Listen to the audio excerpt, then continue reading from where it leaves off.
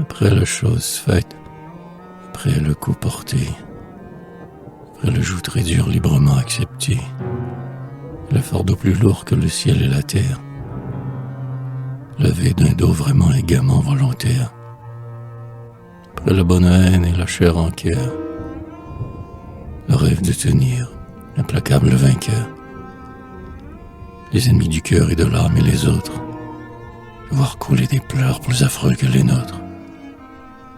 De leurs yeux dont on est le Moïse au rocher, tout ce train mis en fuite, et courait le chercher. Alors on est content comme au sortir d'un rêve. On se retrouve net, clair, simple. On sent que crève un abcès de sottises et d'erreurs. Et voici que de l'éternité, symbole raccourci, toute une plénitude afflue, aimée s'installe, l'être palpite entier dans la forme totale.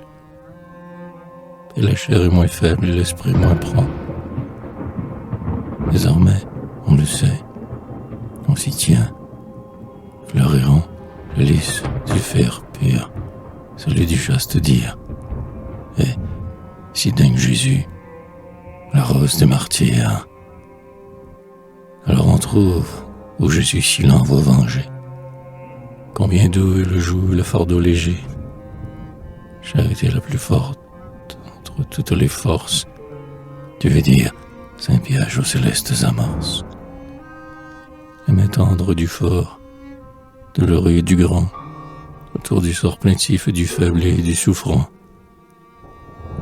Le regard franc du riche au pauvre exempt d'envie, ou jaloux, et ton nom encore signifie.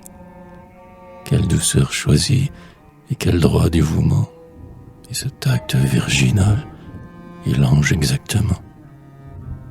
Mais l'ange est innocent, essence bienheureuse. Il n'a point à passer par notre vie affreuse. Et toi, vertu sans père, presqu'ine, es-tu pas humaine en même temps que divine, ici-bas?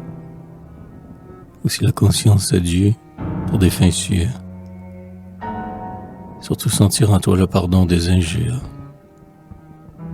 Par toi, nous devenons semblables à Jésus, portant ce croix infâme et qui, cloué dessus, prie pour ces bourreaux d'Israël et de Rome.